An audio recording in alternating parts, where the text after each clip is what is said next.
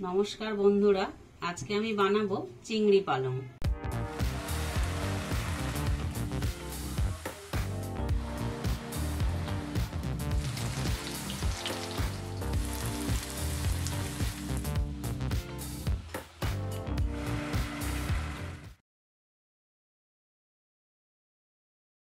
चिंगड़ी माछ बेचे धुए नुन हलुद माखिए रेखे दिएछि। गैस জ্বালিয়ে কড়াই বসিয়ে দিয়েছি। কড়াইতে দিয়ে দিচ্ছি সাদা তেল। চিংড়ি মাছ ভেজে তুলে নেব। তেল গরম হয়ে গেছে, চিংড়ি মাছ ছেড়ে দিচ্ছি।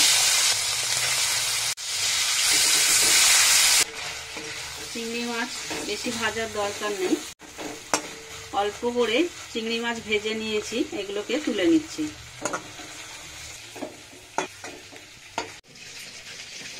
পালং শাক কেটে ধুয়ে রেখে দিয়েছি। পালং শাকের জন্য এখানে আমি আলু, মূলো, সিম, বেগুন, গাটি কচু এরকম করে কেটে নিয়েছি। ওই ভাজার তেলেই পরিমাণ মতো সর্ষের তেল দিয়ে দিচ্ছি। দুটো চেরা কাঁচা লঙ্কা, একটা তেজপাতা আর হাফ চামচ পাঁচফোড়ন ফোড়ন দিলাম। ফোড়নটা হয়ে এসছে, এর মধ্যে সমস্ত সবজি দিয়ে দিচ্ছি। প্রথমে আলু দিচ্ছি,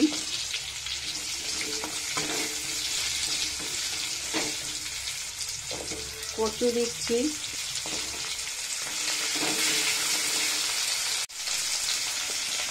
মূলো দিচ্ছি, সিম,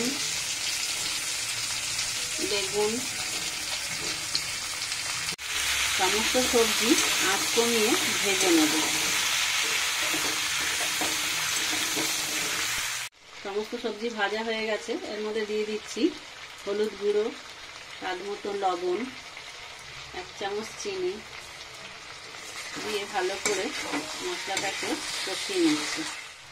নুন হলুদ মেশানো হয়ে গেছে, এর মধ্যে পালং শাক দিয়ে দিচ্ছি।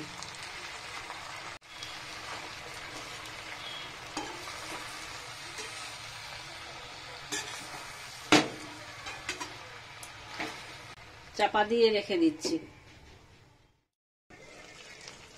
সমস্ত সবজি মজে এসছে, এর মধ্যে ভেজে রাখা চিংড়ি মাছ দিয়ে দিচ্ছি।